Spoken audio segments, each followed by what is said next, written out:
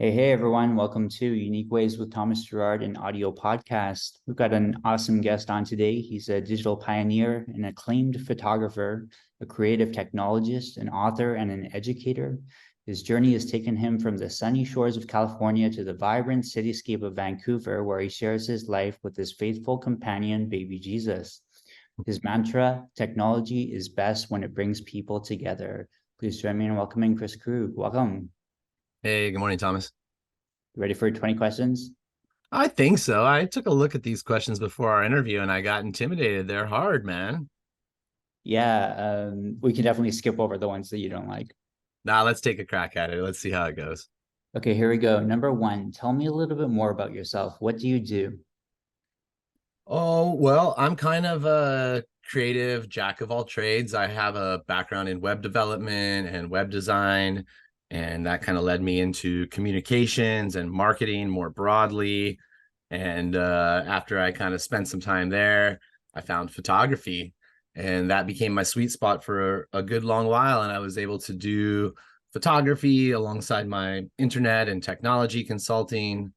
Like specifically when the whole Web 2.0 thing broke, I was able to.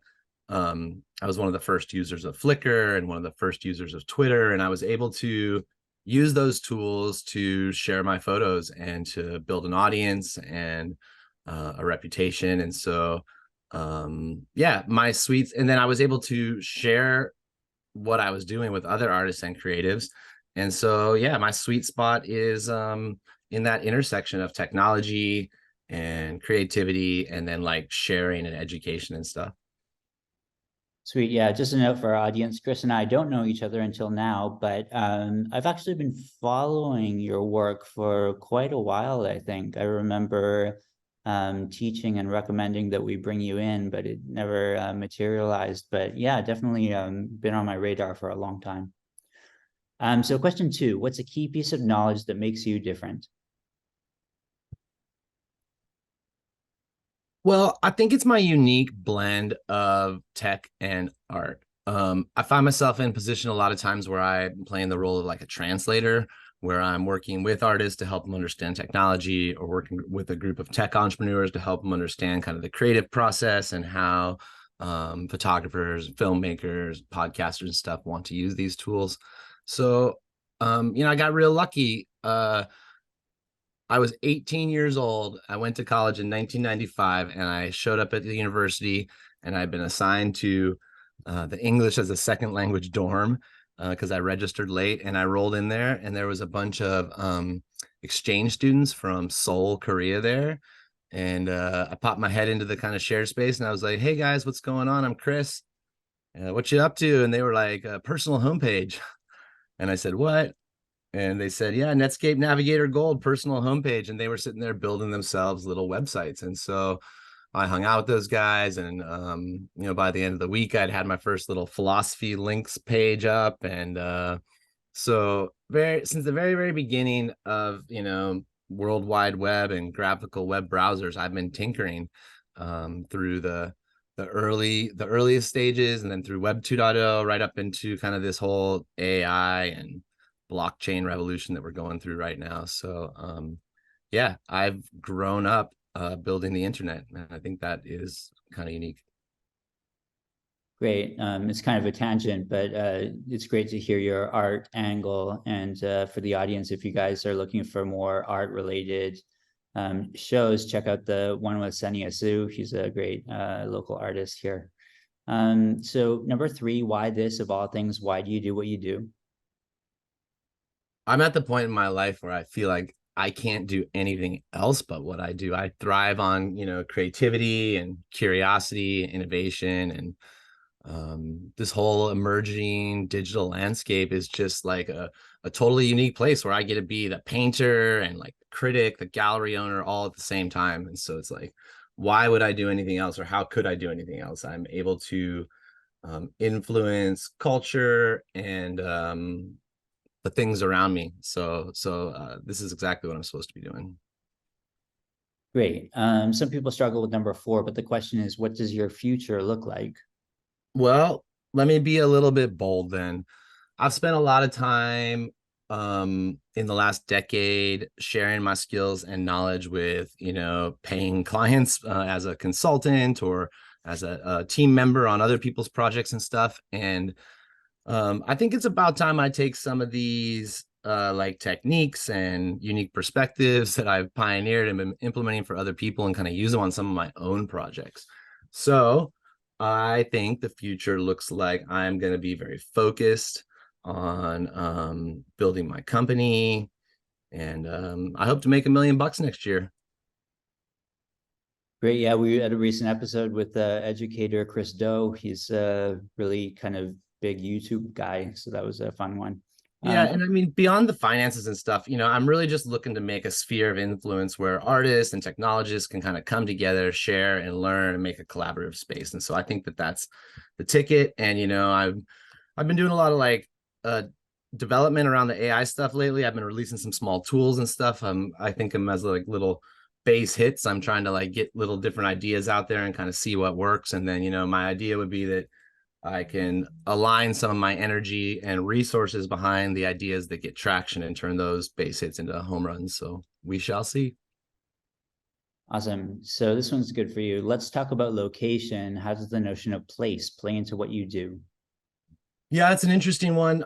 Place is pretty fluid for me. Vancouver's home right now. I just moved back after spending the pandemic years out on the islands. Digital realm is my playground. So it's like whether I'm an East Van or traveling around for shoots and events and stuff, my sense of place is kind of wherever I can create and make an impact and like roll up my sleeves and work on awesome projects with people that I'm really inspired by. Nice. If you had to start from the beginning, what advice would you give your former younger self? Oh, that's a good one, man. Well, don't just follow the hype, just trust your skills, take time to master them. It's really these connections and the network that matter over time, the relationships and the people. So, invest in myself there. I think I'd allow myself, younger me, to kind of pursue some personal growth type stuff a little bit earlier in my life. I went to therapy for the first time last year and I found it really useful, and definitely wish I could hop in a time machine and go tell 20-year-old KK that that's a good idea. Sweet. Yeah. Okay. Number 7 is, what's a day in your life like? Well, man, no 2 days are really very much the same. Some days, I could be like scouting photo shoot locations or creating digital strategies for a client. Yesterday, I moderated a panel for some professional communicators and PR people talking about how AI is going to change their industry. And one of the panelists was my old best friend and business partner, Robert Scales from Montreal. And the other panelist was the chief technology officer for the US Department of Defense Space Force, that fifth arm of the US military that Donald Trump had created. And she was calling in from the Pentagon yesterday. So I didn't see that happening. You just kind of never know where things might end up. Spend a lot of time blogging, making podcasts, video blogs. I like to do those at other events. So I'm out and about all the time. I'm participating in things, and yeah, I'm an early bird, so I'm up early. It's when I can find a nice big chunk of time to myself to sink my teeth into projects. By the time the rest of the world wakes up, my phone's ringing and people want my attention and stuff. So yeah, wake up early, work hard for a while, do some communication stuff, and then like take a break. And that's where I eat and work out and have a nap, and then start it all up again. Usually kind of do a second day starting at about 2 o'clock and sink back in again. Nice. I was mentioning to Kris before this episode that I'm also on the AI train. I was recently I'm not at the level that you're kind of talking about, but I was recently on a panel at the Vancouver Convention Center about AI and met John Bondoc, who came on the in-person show. That's a really great AI episode. So yeah, definitely got to pick your brain some more. Yeah, he's an interesting guy. I'll check out that episode. Sweet. Number 8, lifelong learning is a popular topic. How do you stay up to date? Well, I definitely let my curiosity drive me. I'm always like reading, I'm following all sorts of thought leaders. I mean, one of the coolest things about the internet and Twitter is we have like direct access to our heroes' brains. So, long before an article comes out by some of my favorite journalists, I can be following their tweets and kind of understanding where their mind's at, and um, inserting my own messages into that process or whatever. And so I'm always dabbling with new tools. um I've been really interested in this concept lately of learning out loud. And by that I just mean like learning in public, sharing the like I'm starting an online newsletter right now. I'm trying to grow that community, and I'm evaluating different tools, and then I'm sharing that information with my community, and I am talking about the mistakes I made and what I learned from them, so that other people can not make those same mistakes and stuff. So, and I just had a new intern come on board this week, and I am trying to kind of like crystallize some of this learning out loud philosophy and process for him. So, I've got him creating all these social media accounts, and I essentially want him documenting and sharing the whole internship with the world, so that it's not just what he's learning from me, but what he's learning from other people too, as he kind of shares his experience and stuff. That sounds rad. Just about halfway here. Number 9, what tools do you use? Are you entirely digital? Man, it is a really cool time to talk about tools right now, because like with the advent of AI, and just like with the advent of a lot of this like new technology stuff, I everything's changing, and it's changing really, really fast. My suite of tools is changed, man. I don't even know where to dive in. It's like on the AI front, there's a whole bunch of cool tools I'm using. The one that I have been stoked about this week is called Poe, Poe. It's like you remember Trillium, the instant messaging platform that let you connect to all your different instant messaging platforms, so you could just kind of send and receive messages in one place. Poe's kind of like that for AI. So it's got the Claude AI and the Llama AI and the Chat GPT and Midjourney, and literally all these different models assembled in one place, in one interface. So I can go in there, and different things are better at different tasks. Like the Claude model currently has a 100,000 token limit, so you can paste huge blocks of text into it and get it to summarize and analyze and annotate and stuff like that. So I've been super stoked on Poe lately. I've been doing all my podcasts and video blogs in Descript, which is this cool kind of hybrid online offline tool. I record in it, but then it also does the transcription, and then it allows you to edit your podcast and your video blog through the transcript. So you can literally like change the transcribed sentence in text, and it'll go back to the audio and video channels and make those seamless edits and updates in a way that would have taken me a long time before. And because of the technically complicated nature of making some of those edits, I would just skip it. I would just say, it's going to take too much time for me to do that. This thing's good enough as it is. Let me just blast it out there. But with Descript, I've been changing my editing game around quite a bit.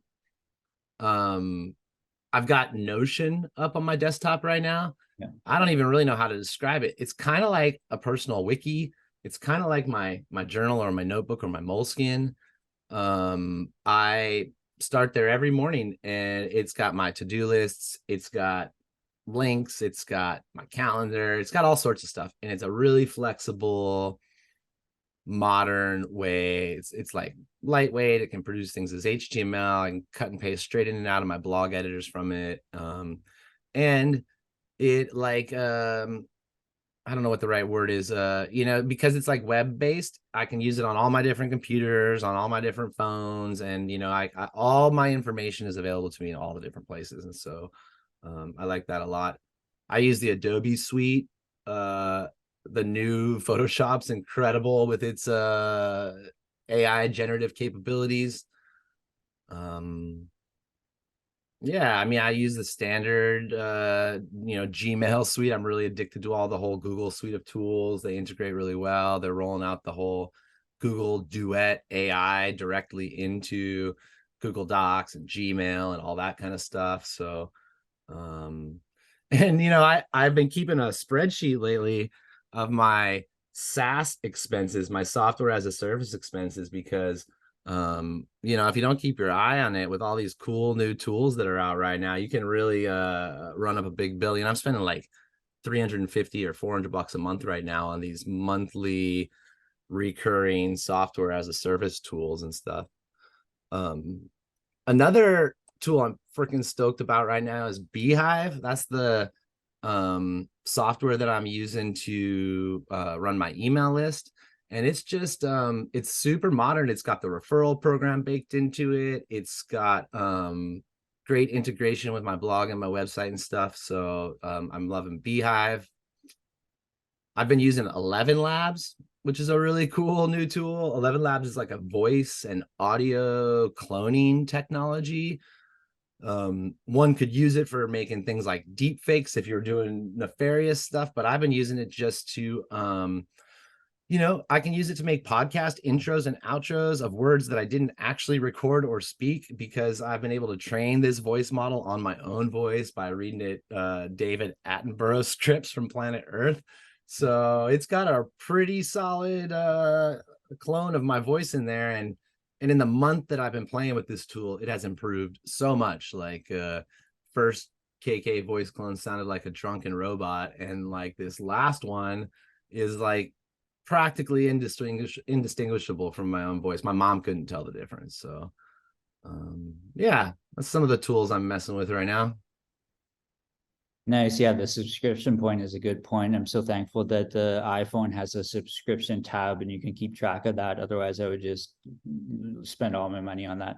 Yeah, I've been trying to. I use like the Google Play Store subscription monitor, and then I pay for stuff with PayPal when I can, because they have a subscription monitor too. But I've just decided it's something I really need to keep my eye on. Yeah. Okay. Number 11. If you weren't doing what you do now, what would you be doing? Oh man, I'd be a time traveling cyberpunk anti-hero from the future or something like that. But no, I don't know. I'd just be a pure tech entrepreneur, maybe, or I've always wanted to be like a pure filmmaker, work on long-term feature length films that bring audio and video and all sorts of things to bear. So maybe I would just specialize a little bit more. What would you not like to do with your career? Anything monotonous or repetitive. I'm really good at starting things and getting them from 0 to 1.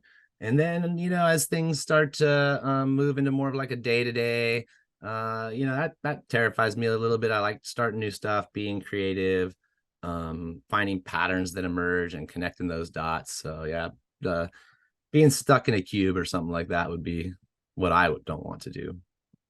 Do you have a favorite word, quote, or sentence?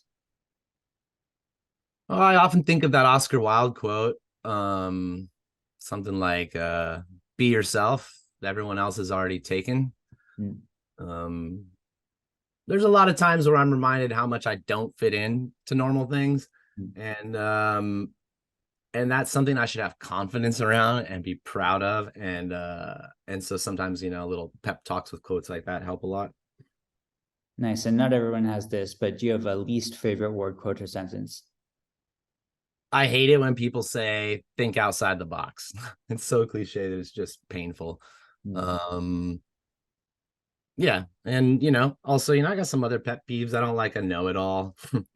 I don't like a mansplainer. You have a favorite? Sorry, pick one word to describe yourself. Unconventional. What keeps you up at night? Ideas, Thomas. Ideas, man. My brain's a never-ending brainstorm session. What's a dream you're chasing? I mean, I would love to have a mobile media van, like a really super fancy, Burning Man proof thing I could drive across the Sahara Desert with Starlink on the top, and like, yeah, fully equipped lifestyle media van that I could just untether completely. What inspires you? I'm inspired by the unknown, whether it's like a unexplored idea or a concept or creative challenge or undiscovered talent. I'm just always turning over new rocks and seeing what's underneath them, and just trying to grow and learn new things. Last couple questions here. Any advice you'd like to share? Well, more now than ever, I would just say don't wait for opportunities. It's like now is the time where you can just build your own door and kick it open yourself. So I don't think we need to do things the way they've been done before, or the way that other people tell us to do them. Make your own way. Nice. And number 20, the one everyone loves. How can our listeners keep tabs on you? What's our call to action? What should we check out? I'm really active online. You can check out my website, or you can find me on YouTube or Twitter or Instagram. But the things that I've been really hyped on lately is I've started this podcast. It's on all, I call it Motley Krug. But you can find it under my name as well. And it's on Spotify and Apple and Google and all the main channels and stuff. So yeah, check me out, follow along, subscribe to my email newsletter. I'm growing that right now. I've got about 10,000 people on there, and just looking to kind of take that to the next level. So, and say hello, say what's up. I'll say hi back online, and we can connect. Awesome. Well, thank you so much for coming on. It's such a pleasure to have you on after following you for so many years, and just being able to have this conversation with you is really special for me. Thanks so much. Yeah, man, this is a really cool thing you're doing. I really like how you are unbounded by the fact that you're here in Vancouver. It was cool. You had Chris Doe on, Richard Saul Werman. I mean, he started TED as a total badass. So yeah, I love what you're up to, man. Super inspiring, and thanks a lot for having me on your show. Awesome. Thanks.